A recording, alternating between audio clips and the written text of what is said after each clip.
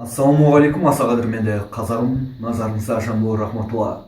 Құрметті ағайын, ата заңымыздың 26 бабын қайта айтпақпын. Конституцияға өзгертулер мен толықтырулар енгізіліп қойды. Бұл тақырып жабылып десеңіздер, қателесесіздер.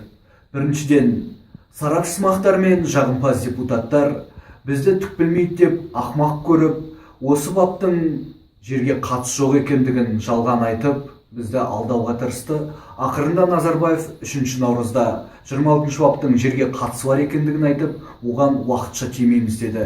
Назарбаев иесіз жер емес деді. Демек, кең байтақ жерім бар деп, мына мен сияқты жүрген қазақтар туғаннан бастап қателесіп, адасып келеді екенбіз. Менімен келіспесеңіз, иесіз жер емес дегенді өзіңіз саралап көріңіз. Екіншіден, кез келген мәселенің екіне одан да көп тұсы болады. 26 баптың 1 тармағында Қазақстан азаматын әркімге өзгертпекші болған, сол әркім дегенде шетел азаматы да болады дегенбіз. Енді мұның басқа тұсы, ол Назарбаевтан кейінгі кезеңдегі билікке қазірден бастап талас жүріп жатыр.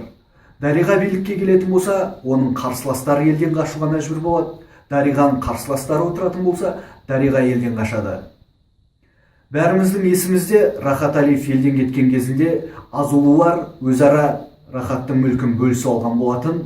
Осы жағдай қайталанбас үшін қазір билікте отырғандар алдағы уақытта елден қашу керек болған кезде, шетелдіктің азаматтығын алған кезде қазақтың жерінде қалған мүліктерін Конституция қорғайтындай етпекші.